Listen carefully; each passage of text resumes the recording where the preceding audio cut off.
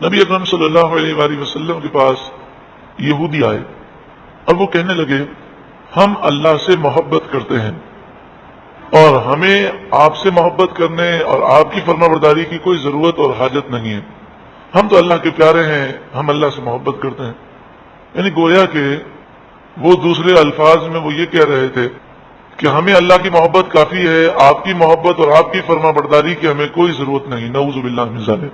اس پر یہ آیت کریمہ نازل ہوئی، قل اے محبوب آپ فرما دیں، ان اگر تم ہو تحبون اللہ، اللہ سے محبت کرتے، یعنی اگر تمہارا یہ دعویٰ سچا ہے، اگر تم اللہ سے محبت کرتے ہو، فاتبعونی تو میری فرما برداری کرو، یعنی مجھ پر ایمان لاؤ، مجھ سے محبت کرو اور میرا کہنا مانو، فاتبعونی تو میری فرما برداری کرو۔ پہلے تمہارا دعویٰ تھا کہ ہم اللہ سے محبت کرتے ہیں، لیکن اگر تم مجھ پر ایمان لا کر مجھ سے محبت کر کے میری فرما برداری کرو گے تو تم پر کیا کرم ہوگا؟ یحببکم اللہ، اللہ تم سے محبت فرمائے گا، پھر تمہارا دعویٰ کرنے کی تمہیں ضرورت نہیں ہوگی، اللہ تم سے محبت فرمائے گا۔ وَيَغْفِرْ لَكُمْ ذُنُوبَكُمْ، اور اللہ تمہارے سارے گناہ بخش دے گا۔ آج بھی دنیا میں بعض لوگ ایسے پائے جاتے ہیں کہ جو اپنے آپ کو مسلمان کہتے ہیں، لیکن رسول اللہ کی محبت جیسی ہونی چاہیے ویسی محبت کا ذرہ بھی نہیں، اور وہ ہر وقت اللہ اللہ اللہ کی محبت، اللہ کی یاد، وہ باتیں تو کرتے ہیں اور انداز ایسا ہوتا ہے کہ جیسے اللہ کی محبت انہیں کافی ہے۔ رسول اللہ صلی اللہ علیہ وآلہ وسلم کی محبت کیسی ہونی چاہیے، صحابہ کرام کس طرح محبت کرتے تھے، لوگوں کے دلوں میں عشق رسول وہ پیدا کریں، وہ ان کی کوئی کوشش نہیں ہوتی، بلکہ جگہ جگہ وہ ایسی باتیں کرتے ہیں کہ لوگوں کے دلوں سے رسول اللہ کی محبت چلی جائے۔ حضور کی شان والی آیتیں نہ وہ کبھی میسج کرتے ہیں، نہ کبھی وہ اسے عام کرنے کی کوشش کرتے ہیں، وہ تو قرآن و حدیث پڑھتے ہیں تو مقصد یہی ہوتا ہے کہ کوئی عیب رسول اللہ کا مل جائے اور اسی کو پھیلاتے رہتے ہیں، حالانکہ رسول اللہ کو اللہ تعالیٰ نے ہر عیب سے پاک پیدا فرمایا۔ تو یہ ان کی نادانی ہے، رسول اللہ کی محبت کے بغیر اللہ کی محبت نہیں مل سکتی، رسول اللہ کی فرما برداری کے بغیر کوئی جنت نہیں پا سکتا۔ جب تک رسول اللہ کا عشق نصیب نہ ہو اللہ کا قرب کوئی پا ہی نہیں سکتا۔ قل اے محبوب آپ فرمائیے، واللہ غفور رحیم، اور اللہ بخشنے والا مہربان ہے۔ قل اے محبوب آپ فرمائیے، اطیعوا اللہ والرسول، اللہ اور رسول کی اطاعت کرو۔ بخاری و مسلم میں ہے، جس نے میری نافرمانی کی اس نے اللہ کی نافرمانی کی، اور دوسری حدیث میں ہے، من اطاعنی فقد اطاع اللہ، جس نے میری فرما برداری کی اس نے در حقیقت اللہ کی فرما برداری کی۔ من احبنی فقد احب اللہ، اور جس نے مجھ سے محبت کی اس نے حقیقت میں اللہ ہی سے محبت کی۔ فَإِن تَوَلَّوْا، پھر اگر وہ منہ پھیریں، فَإِنَّ اللَّهَ لَا يُحِبُّ الْكَافِرِينَ، تو بے شک اللہ کافروں کو پسند نہیں فرماتا۔ ان اللہ اصطفیٰ، بے شک اللہ تعالیٰ نے چن لیا، اصطفیٰ چن لیا، آدم علیہ السلام کو، ونوحا اور نوح علیہ السلام کو، وآل ابراہیم اور ابراہیم علیہ السلام کی اولاد کو، وآل عمران اور عمران کی اولاد کو، علی العالمین سارے جہان والوں پر۔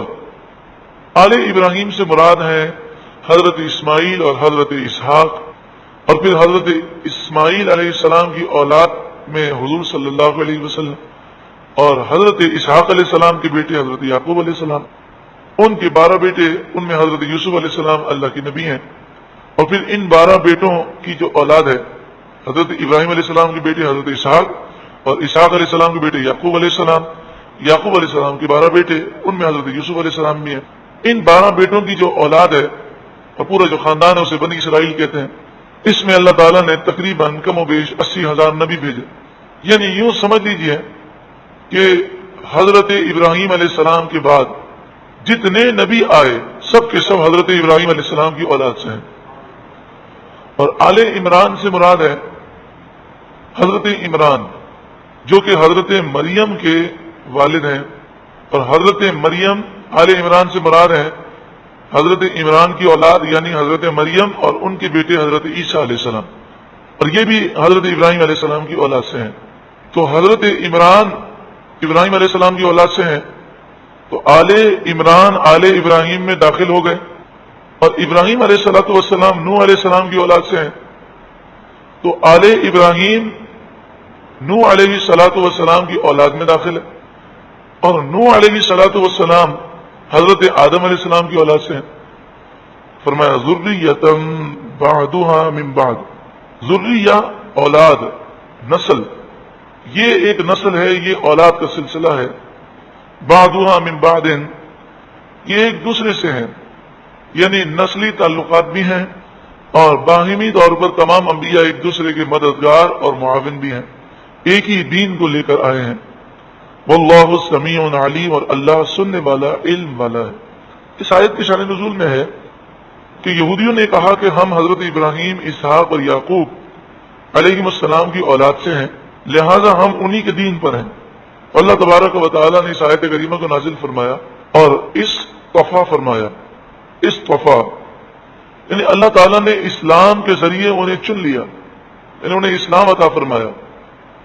انہوں نے پیدا ہوتے ہی اللہ رب العالمین کی وحدانیت پر عقیدہ رکھا، انہیں اللہ تعالیٰ نے پہلے سے یہ عقیدہ عطا فرمایا، اور ہمیشہ وہ اسلام کی دعوت دیتے رہے۔ تو اے یہودیو، تمہارا دعویٰ غلط ہے، یہ دعویٰ تو تمہارا صحیح ہے کہ تم ابراہیم، اسحاق اور یعقوب علیہ السلام کی اولاد سے ہو، لیکن تم ان کے دین پر نہیں ہو۔ تو صرف اولاد سے ہونا یہ ان کے دین پر ہونے کے لیے کافی نہیں۔ اذ قالت امرأۃ عمران، یاد کرو جب قالت کہا امرأۃ عمران، عمران کی بیوی نے، عمران کی عورت نے، حضرت عمران جو حضرت مریم کے والد ہیں۔ تو تاریخ اسلام میں، اس تاریخ کے اندر یعنی انبیاء کی تاریخ میں دو عمران کا ذکر ملتا ہے۔ ایک تو عمران وہ ہیں جو حضرت موسیٰ اور حضرت ہارون کے والد ہیں، ان کا نام ہے عمران بن یسہر، یا صاد ہا را، عمران بن یسہر بن فاحس بن لاوا بن یعقوب، تو وہ حضرت یعقوب کے بیٹے لاوا کی اولاد سے ہیں۔ دوسرے عمران ہیں عمران بن ماسان، جو حضرت مریم کے والد ہیں۔ پھر ان دونوں عمرانوں کے درمیان تفسیر خزانہ العرفان میں لکھا کہ ان دونوں عمرانوں کے درمیان 1800 برس کا فرق ہے، یعنی حضرت موسیٰ علیہ السلام کے والد عمران اور حضرت مریم کے والد عمران، ان دونوں کے درمیان 1800 سال کا، یعنی 1800 سال کا ڈفرنس ہے۔ حضرت عمران کی زوجہ جن کا یہاں پر ذکر ہے، ان کا نام حنا یا حنا تھا، ہا نون اور ہا، بنت فاقوزہ۔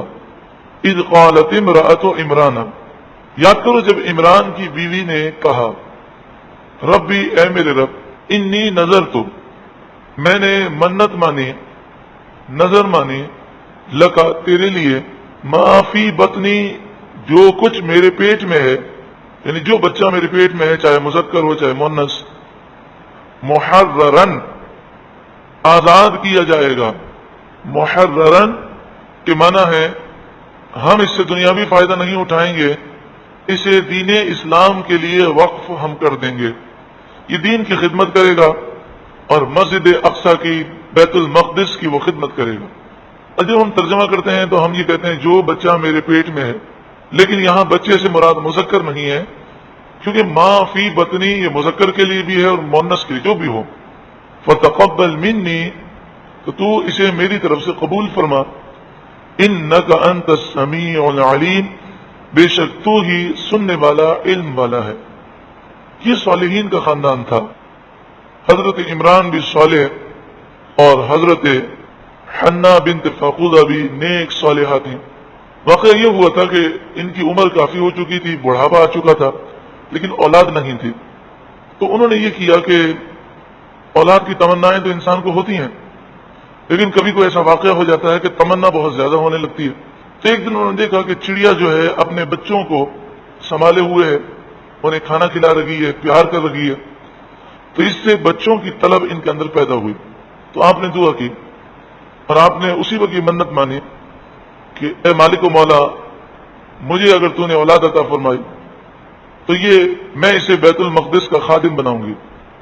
جب حاملہ ہو گئی تو آپ نے یہ منت مانی، یعنی اس منت کو دوبارہ ریپیٹ کیا اور کہا کہ جو میرے پیٹ میں ہے میں اسے تیری راہ میں دیتی ہوں۔ تو حضرت عمران نے کہا کہ یہ کیسی آپ نے منت مان لی، اگر بیٹی ہوئی تو پھر کیا کریں گے؟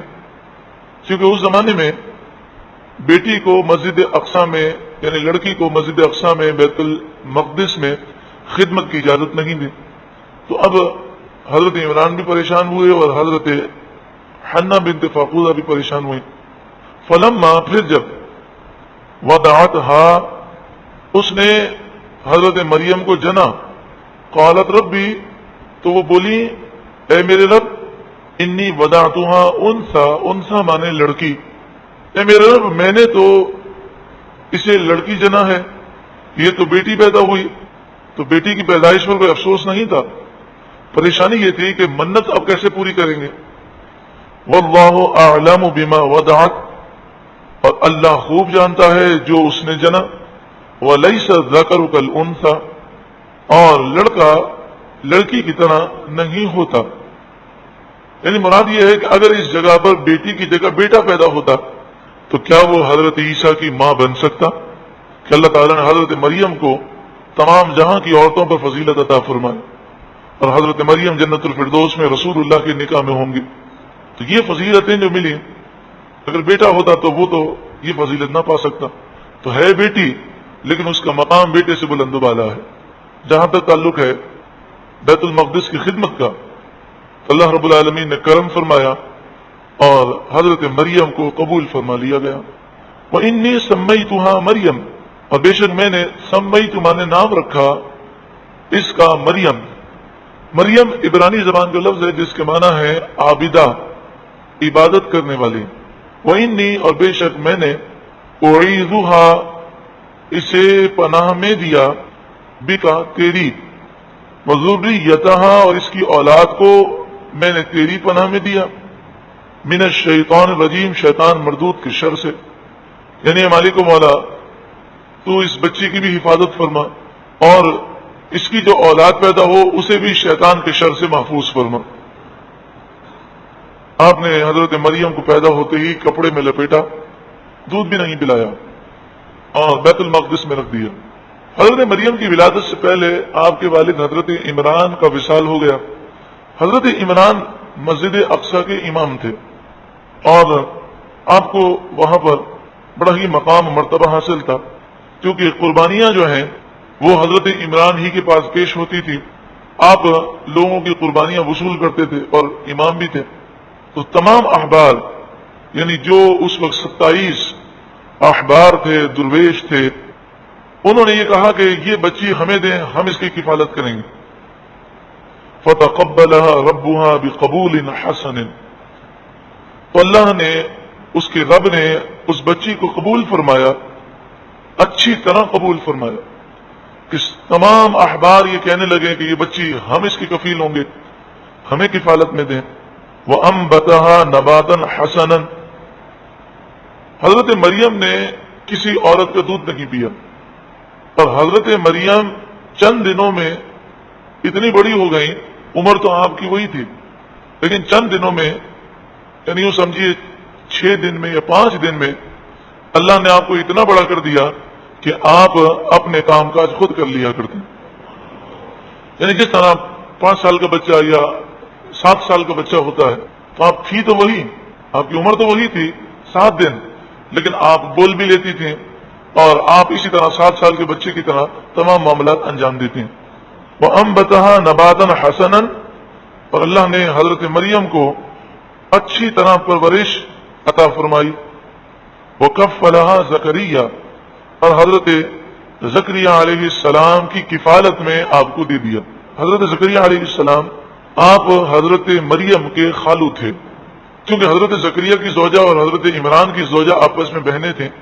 حضرت زکریا کی زوجہ کا نام عیشا تھا، الف یا شین الف عین، عیشا، اور دونوں فاقودہ کی بیٹیاں تھیں۔ تو حضرت زکریا علیہ السلام نے فرمایا کہ میں اس کا خالو ہوں، رشتہ بھی قریب کا ہے، تو مجھے حق ہے کہ میں اس کو اپنی کفالت میں لوں، لیکن احبار اس کے لیے تیار نہ ہوئے۔ تو پھر قرآن اندازی ہوئی اور پھر حضرت زکریا کے نام قرآن نکلا اور آپ نے انہیں اپنی کفالت میں لیا۔ ایک کمرہ آپ نے حضرت مریم کے لیے مخصوص کیا، عبادت کا کمرہ تھا، اسے محراب کہا گیا۔ محراب، یہ جو آج کل محراب بنتی ہے مسجد میں، وہ محراب مراد نہیں ہے، چونکہ یہ زمانے قدیم میں نہیں تھی، یہ تو صحابہ کرام کے دور میں بھی نہیں تھی، یہ تو بعد کی ایجاد ہے۔ یہاں محراب سے مراد ہے وہ کمرہ جو عبادت کے لیے مخصوص تھا۔ حضرت مریم اس کمرے میں تھی اور باہر سے حضرت زکریا تالا لگا کر جاتے تھے۔ جب اندر آتے تو آپ کو بے موسم کے پھل نظر آتے، بے موسم کے پھل، اور کیسے نظر آتے کہ سردی کے پھل گرمی میں اور گرمی کے پھل سردی میں۔ حضرت مریم کو دیگر غذا بھی دی جاتی، یعنی یہ سب غیبی رزق تھا جو آپ کی کرامت کی شکل میں ظاہر ہوتا۔ حضرت مریم اسی سے پرورش پا رہی تھی۔ اس وقت آپ بہت چھوٹی تھیں، یا تو عمر آپ کی 10 دن تھی یا 15 دن یا اتنی ہی عمر تھی، آپ نے بچپن میں کلام کیا ہے۔ تو حضرت زکریا جب داخل ہوئے کمرے میں، روز یہ منظر دیکھتے تو ایک دن کہنے لگے کہ مریم یہ تیرے پاس کہاں سے آتا ہے، کیونکہ آنے کا کوئی دروازہ یا راستہ تو نہیں۔ کلما، جب کبھی دخل علیہا زکریا المحراب، حضرت زکریا حضرت مریم کے پاس آتے محراب میں، وجد عندہا رزقا، تو ان کے پاس روزی پاتے۔ قال یا مریم، ایک دن کہنے لگے اے مریم، انا لکی ھذا، یہ تیرے پاس کہاں سے آتا ہے؟ قالت هو من عند اللہ، آپ نے کہا یہ اللہ کے پاس سے آتا ہے۔ ان اللہ یرزق من یشاء بغیر حساب، بے شک اللہ تعالیٰ جسے چاہتا ہے بے حساب روزی عطا فرماتا ہے۔ حضرت زکریا علیہ السلام نے جب یہ دیکھا تو انسان کو یقین تو ہوتا ہے، لیکن کبھی کوئی واقعہ ہوتا ہے تو اس کے یقین میں ایک جوش پیدا ہو جاتا ہے اور مزید اس کا یقین پختہ ہوتا ہے، ایمان کے مزید درجات بلند ہوتے ہیں۔ تو حضرت زکریا کو تو یقین ہے اللہ ہر چاہت پر قادر ہے، لیکن جب یہ دیکھا بے موسم کے پھل مل رہے ہیں اور اللہ دے رہا ہے، تو آپ نے خیال کیا کہ میری عمر 120 سال اور میری بیوی کی عمر 98 سال یعنی 98 سال، اور میری زوجہ بانجھ ہے، میں بڑھاپے کی منزل کو کراس کر چکا۔ اب موسم تو نہیں اولاد کا، لیکن رب العالمین بے موسم کے پھل دینے پر قادر ہے۔ ہنالکا، وہاں بعض کہتے ہیں کہ حضرت مریم نے جس جگہ پر بے موسم کے پھل پائے اسی جگہ پر حضرت زکریا علیہ السلام نے دعا کی، اور بعض یہ فرماتے ہیں کہ ہنالک دعا زکریا ربہ سے مراد یہ ہے کہ جب آپ نے اللہ کی قدرت کو اپنی آنکھوں سے دیکھا تو وہ جو یقین کا ایک جوش ہوتا ہے اور جو یقین کی بہاریں ہوتی ہیں کہ اللہ تبارک و تعالیٰ پر یقین تو ہے کہ وہ ہر چاہت پر قادر ہے، لیکن ہنالکا، یہ وہ موقع تھا کہ آپ دعا کی طرف راغب ہوئے اور آپ نے اپنے رب سے اولاد کے لیے دعا کی۔ تو آپ نے اپنی محراب جو آپ کا حجرہ تھا اس میں دعا کی، اور کس طرح دعا کی؟ سورہ مریم کی ابتدا میں اس بات کا ذکر ہے کہ آپ نے دروازہ بند کر کے، جیسے مفسرین لکھتے ہیں کہ دروازہ بند کر کے، سورہ مریم میں تو ہے کہ بہت آہستہ آواز میں اور چھپ کر آپ نے دعا کی، اور آپ نے رب العالمین کی بارگاہ میں اس طرح دعا کی، مالک میرے یہاں اولاد نہیں، میری عمر کافی بڑی ہے، میری زوجہ بانجھ ہے، اولاد کا موسم تو نہیں، مگر مالک تو بے موسم کے پھل دینے پر قادر ہے، تو کرم فرما دے۔ اور یہ اولاد آپ نے کیوں مانگی، اس کی وجہ بھی آپ نے رب کی بارگاہ میں عرض کی، اے مالک میں یہ چاہتا ہوں کہ میرے بعد بنی اسرائیل کوئی فتنہ نہ کریں اور میرا بیٹا دین اسلام کی تبلیغ کرے، وہ نبی ہو اور وہ میرے مشن کو آگے بڑھائے۔ ہنالک دعا زکریا ربا، دعا کے معنی ہوتے ہیں دعا کی، پکارا، یاد کیا۔ حضرت زکریا علیہ السلام نے اب اپنے رب سے دعا کی، قال، عرض کی، ربی، اے میرے رب، حب لی، تو عطا کر مجھے، حب عطا فرما، من لدن کا، اپنے پاس سے، ذریتن، اولاد، طیبتن، پاکیزہ، اے اللہ اپنی رحمت سے مجھے پاکیزہ اولاد عطا فرما۔ یہاں پر آپ دیکھیں حضرت زکریا علیہ الصلوۃ والسلام نے صرف اولاد کا سوال نہیں کیا بلکہ ذریۃ طیبہ کا سوال کیا، کیونکہ اولاد کا جو ہمارا مقصد ہے اور جو مقصد ایک مسلمان کا ہونا چاہیے وہ یہ ہے کہ اولاد اس کے لیے ثواب جاریہ کا باعث ہو، کل بروز قیامت اس کے لیے جنت میں جانے کا باعث ہو، اور وہ وہی اولاد باعث بنتی ہے جو ذریۃ طیبہ ہو۔ نیک اولاد کی تمنا انبیاء علیہ الصلوۃ والسلام نے کی، اور اولاد کا نیک ہونا انتہائی ضروری ہے۔ ہر انسان کو چاہیے کہ وہ اپنی اولاد کی اچھی تربیت کرے۔ اچھی تربیت کرنا یہ ہماری ذمہ داری ہے، ہدایت اللہ رب العالمین دینے والا ہے۔ اگر تربیت میں کوئی کوتاہی ہوئی تو ہو سکتا ہے کل بروز قیامت اس کی گرفت کی جائے۔ اس موضوع پر آپ یہ کیسٹ یا سی ڈی ضرور سماعت کریں۔ گھر کو آگ لگ گئی گھر کے چراغ سے، تو اولاد گھر کا نور ہے، گھر کا چراغ ہے، لیکن اگر اس کی صحیح تربیت نہ کی جائے تو اسی گھر کے چراغ سے گھر کو آگ لگ جاتی ہے، اور اتنی پریشانیاں پیدا ہوتی ہیں کہ انسان کبھی کبھی یہ تمنا کرنے لگتا ہے کہ کاش کہ میری اولاد نہ ہوتی۔ یہ تو دنیاوی نحوستیں ہیں، اللہ تعالیٰ قبر و آخرت کی نحوستوں سے محفوظ فرمائے۔ انک سمیع الدعاء، بے شک تو ہی دعا کو سننے والا ہے۔ سمیع سننے والا، بے شک تو ہی دعا کو سننے والا ہے۔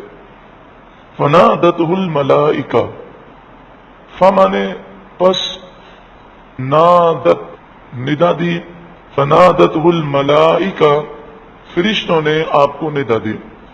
بعض مفسرین نے فرمایا کہ یہاں پر جمع کا صیغہ ہے اور فرشتہ تو ایک ہی آیا تھا، اور وہ حضرت جبریل امین علیہ السلام تھے۔ آپ سفید لباس پہن کر جوان کی صورت میں آئے، تو فرمایا یہاں پر جمع کا صیغہ حضرت جبرائیل کی تعظیم کے لیے ہے۔ فنادتہ الملائکہ، بس حضرت جبرائیل نے انہیں ندا دی۔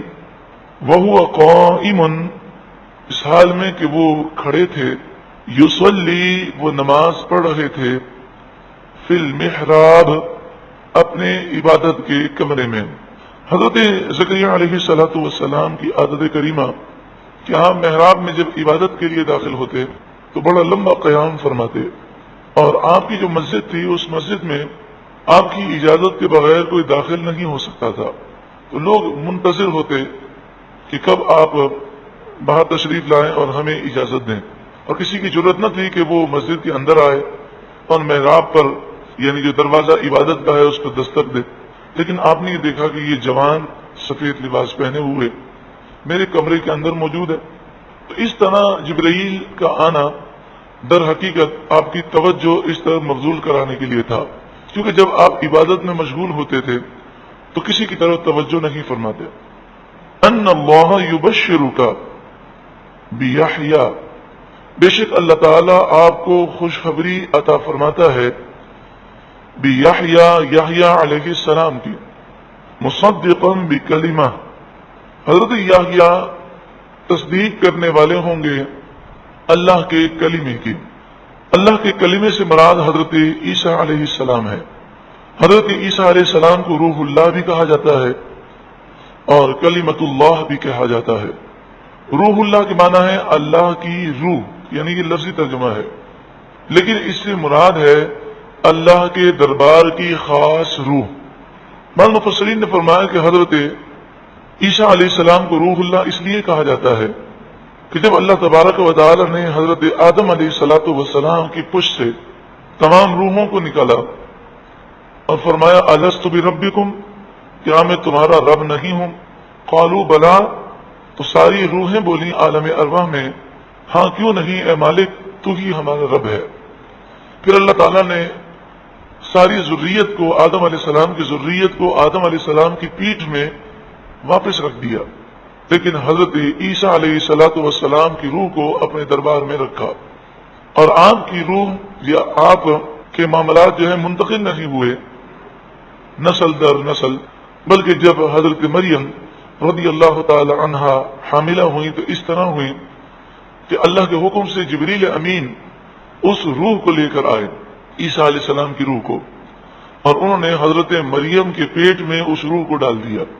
تو اس طریقے سے آپ کی روح جو ہے حضرت مریم میں آئی ہے، اس لیے آپ کو روح اللہ کہا جاتا ہے. کلمت اللہ کہنے کی وجہ، تو فرمایا کلمت اللہ کہنے کی وجہ یہ ہے کہ اللہ تبارک و تعالی نے پوری کائنات کو کلمہ کن سے پیدا فرمایا. فرمایا ہو جا تو وہ ہو گئی. لیکن اللہ تبارک و تعالی نے دنیا میں اسباب کو بھی رکھا اور ایک ذریعہ اور ایک وسیلہ بنا دیا. تو باپ کے وسیلے سے اولاد پیدا ہوتی ہے، لیکن چونکہ عیسیٰ علیہ الصلوۃ والسلام کی پیدائش میں باپ کا وسیلہ نہیں، تو حضرت عیسیٰ علیہ الصلوۃ والسلام کا جب ذکر کیا جاتا ہے تو توجہ اللہ کے کلمہ کن کی طرف ہوتی ہے کہ اللہ نے اپنے کلمہ کن سے انہیں پیدا فرمایا، اور بیچ میں کوئی ظاہری واسطہ باپ کا نہیں تھا.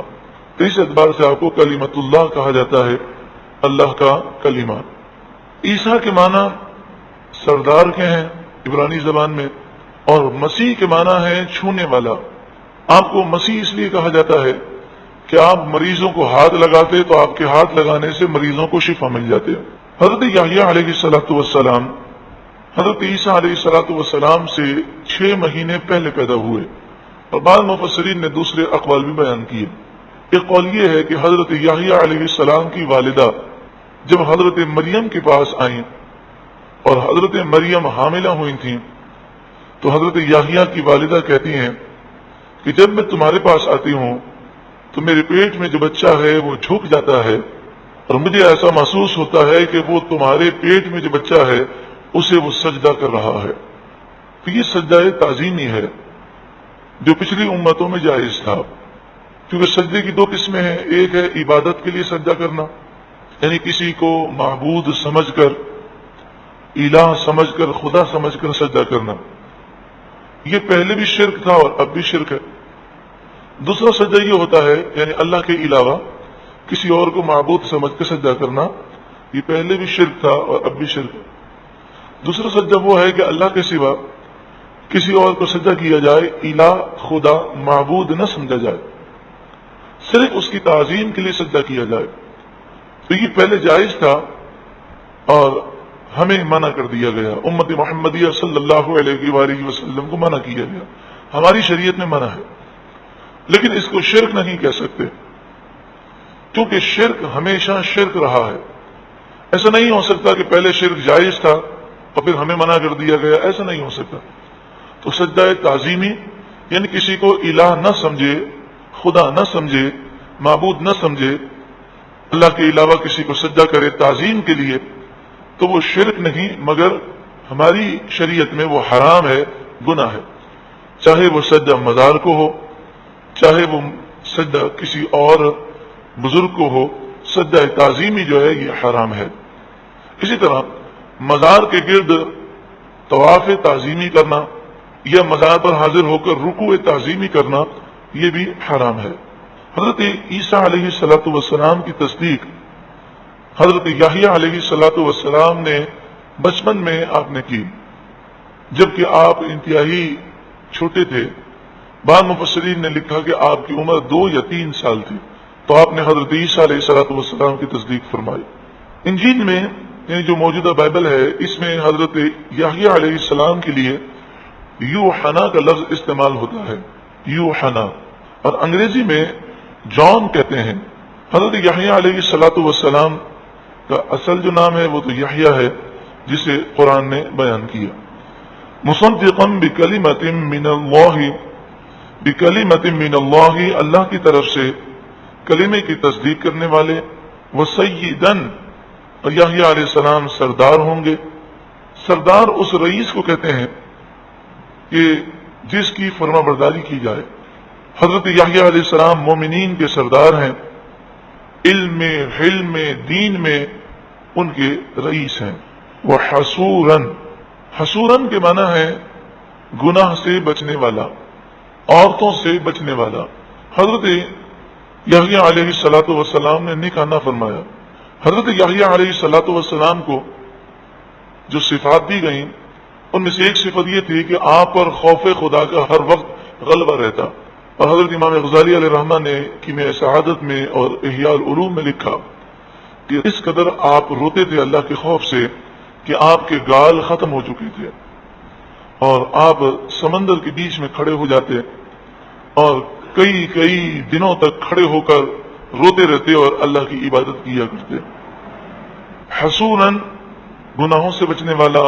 یوں تو ہر نبی اور ہر ولی گناہ سے بچنے والا ہے، خاص طور پر نبی جو ہیں وہ گناہوں سے معصوم ہیں، اور ہر نبی بے حیائی کے کاموں سے بچنے والے ہیں.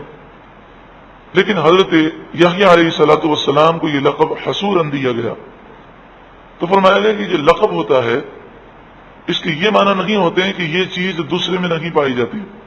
جیسے ہر صحابی سچے ہیں لیکن صدیق اکبر حضرت ابو بکر کو کہا جاتا ہے. ہر صحابی حق اور باطل میں فرق کرنے والے ہیں لیکن فاروق اعظم حضرت عمر کو کہا جاتا ہے. ہر صحابی غنی ہے، کوئی بھی کنجوس نہیں، بخیل نہیں، لیکن حضرت عثمان کو غنی کہا جاتا ہے. ہر صحابی بہادر ہے لیکن حضرت علی کو حیدر کرار شیر خدا کہا جاتا ہے. تو لقب جو ہوتا ہے وہ اس لیے نہیں ہوتا کہ اس کے مراد یہ ہیں کہ اس میں یہ لقب پایا جاتا ہے یا یہ صفت پائی جاتی ہے، اس کا اظہار کیا گیا تو دوسرے میں یہ صفت نہیں. بعد میں فرمایا کہ حسوراً کے معنی یہ ہے کہ خوف خدا کے غلبے کی وجہ سے آپ نے نکاح نہیں فرمایا، کیونکہ عام نبیوں کی عادت کریمہ جو ہے وہ نکاح کرنا ہے، اور نکاح کرنا انبیاء علیہ الصلوۃ والسلام کی جو سنت ہے وہ اس لیے ہے کہ نبی جو ہیں وہ زندگی گزارنے کا طریقہ بتانے کے لیے آتے ہیں. اگر وہ بزنس نہ کریں، بازار میں نہ جائیں، وہ نکاح نہ کریں، بال بچوں کی پرورش نہ کریں، تو ہمیں نکاح کرنے اور بال بچوں کی پرورش کا سنت طریقہ کیسے معلوم ہو؟ حضرت عیسیٰ علیہ السلام کے لیے لفظ حسورہ کیوں استعمال نہیں کیا گیا؟ آپ نے بھی تو نکاح نہ فرمایا. تو فرمایا کہ حضرت عیسیٰ علیہ الصلوۃ والسلام زندہ آسمان کی طرف اٹھا لیے گئے ہیں اور آپ قرب قیامت میں واپس آئیں گے، اور پھر 40 سال آپ دنیا میں رہیں گے، آپ نکاح بھی کریں گے اور آپ کی اولاد بھی ہوگی. وَنَبِيًّا مِّنَ الصَّالِحِينَ، اور نبی مقرب نبیوں میں سے. جب آپ کو یہ خوشخبری سنائی گئی، قالا، تو آپ نے عرض کی، ربی، اے میرے رب، انا یکون لی غلام، میرے لیے بچہ کیسے ہو سکتا ہے؟ غلام چھوٹے بچے کو کہتے ہیں. غلام کے ایک ہی معنی ہمارے یہاں پر مشہور ہے، یعنی جو کسی کا غلام ہو، لیکن چھوٹے بچے کے لیے عربی میں لفظ غلام استعمال ہوتا ہے. اے میرے رب، میرے لیے کیوں کر بچہ ہوگا؟ وقد، اور بے شک، بلغنی، مجھے پہنچا، الکبر، بڑھاپا، وامرأتی، اور میری بیوی، عاقر، بانجھ ہے. 120 سال سے زائد آپ کی عمر تھی اور آپ کی زوجہ کی عمر 98 سال 98 سال تھی. سوال یہ ہے کہ جب آپ نے خود دعا کی کہ اے اللہ تو اولاد عطا فرما، اب خوشخبری دی گئی تو آپ نے یہ کیوں کہا ربی انا یکون لی غلام، میں تو بوڑھا ہو چکا، میری زوجہ بانجھ ہے، میرے یہاں اولاد کیسے ہوگی، کیوں کر ہوگی؟ تو فرمایا کہ یہ اس بات پر کوئی سوال نہ تھا کہ اولاد اب نہیں ہوگی، بلکہ مراد یہ ہے کہ یہ خوشخبری سن کر دل باغ باغ ہو گیا. اب مجھے یہ بتایا جائے کہ اسی حالت میں مجھے اولاد دی جائے گی یا میری جوانی واپس لوٹائی جائے گی؟ آپ کا سوال اس لیے تھا کہ کیا جوانی لوٹائی جائے گی اور بیوی کا بانجھ ہونا دور ہوگا، یا ہم اسی طرح رہیں گے اور اسی طرح اللہ تعالیٰ اولاد عطا فرمائے گا؟ قال، فرمایا، کذالک اللہ، اسی طرح اللہ تبارک و تعالی عطا فرمائے گا، یعنی اسی حالت میں اللہ تعالیٰ آپ کو بیٹا عطا فرمائے گا. یفعل ما یشاء، جو وہ چاہتا ہے کرتا ہے، اور جسے عطا فرمانا چاہے عطا فرماتا ہے.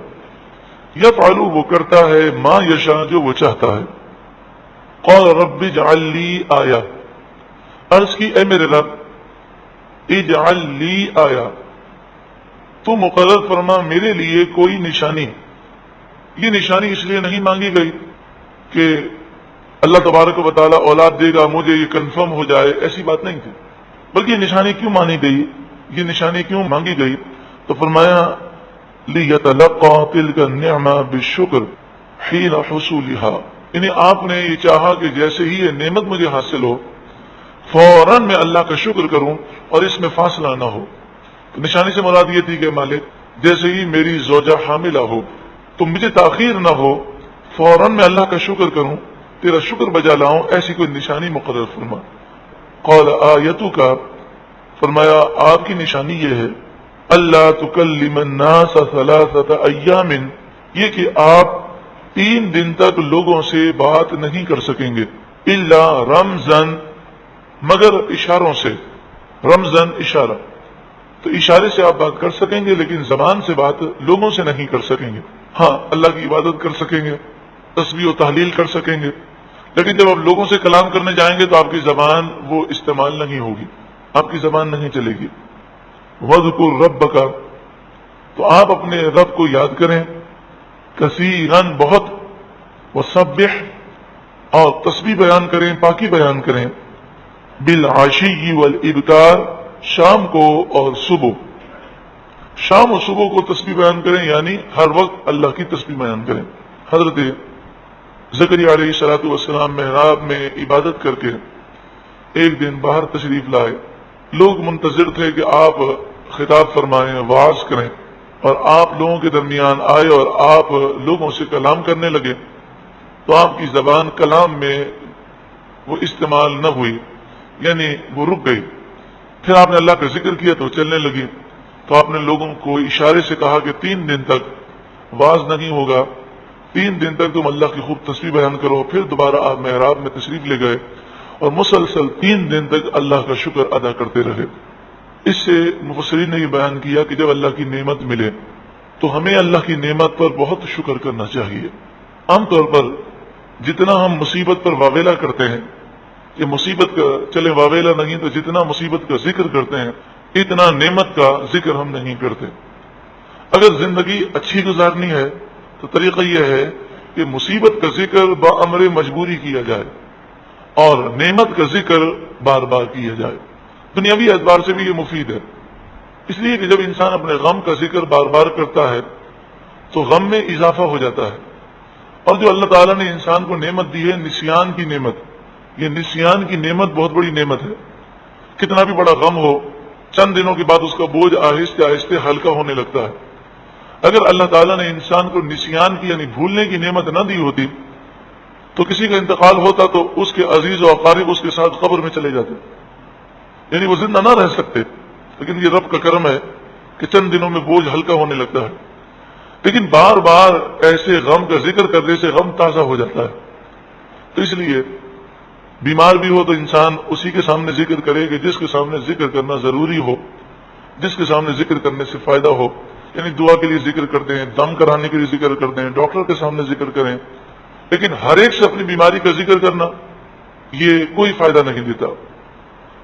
اس کے بجائے ہم اللہ کی نعمتوں کو بار بار ذکر کریں تو غم انسان بھول جاتا ہے اور نعمتیں یاد رہتی ہیں، پھر اس کی برکت سے اسے شکر کی نعمت ملتی ہے۔ شکر کی اصل کیا ہے؟ شکر کی اصل یہ ہے کہ انسان یہ تصور کرے کہ مجھ پر اللہ کی بہت بہت بہت نعمتیں ہیں۔ یہ تصور جب تک پیدا نہیں ہوگا بندہ شاکر نہیں ہو سکتا۔ زبان سے کہتا رہے یا اللہ تیرا شکر، یا اللہ تیرا شکر، لیکن دل میں یہ خیال ہو کہ اللہ نے ہمیں دیا ہی نہیں ہے کچھ، نعوذ باللہ من ذالک، تو وہ شکر کرنے والا نہیں۔ شکر کی اصل کیا ہے؟ یہ ذہن بن جائے کہ اللہ نے مجھے کروڑوں لوگوں سے بہتر پیدا کیا ہے، کروڑوں لوگوں سے بہتر رکھا ہے، اور مجھے اتنی نعمتیں دی ہیں کہ میں ان نعمتوں کا قابل ہی نہیں ہوں۔ تو جب یہ تصور پیدا ہوگا تو اب زبان شکر کرے یا نہ کرے، دل ہر وقت اللہ کا شکر بجا لاتا رہے گا، اور پھر زبان سے بھی شکر جاری ہوگا۔ تو یہ دل میں تصور پیدا کرنے کے لیے بار بار نعمت کا ذکر اور زبان سے بار بار شکر کرنا ضروری ہے۔ چھوٹی سی نعمت بھی مل جائے اللہ کا شکر کریں۔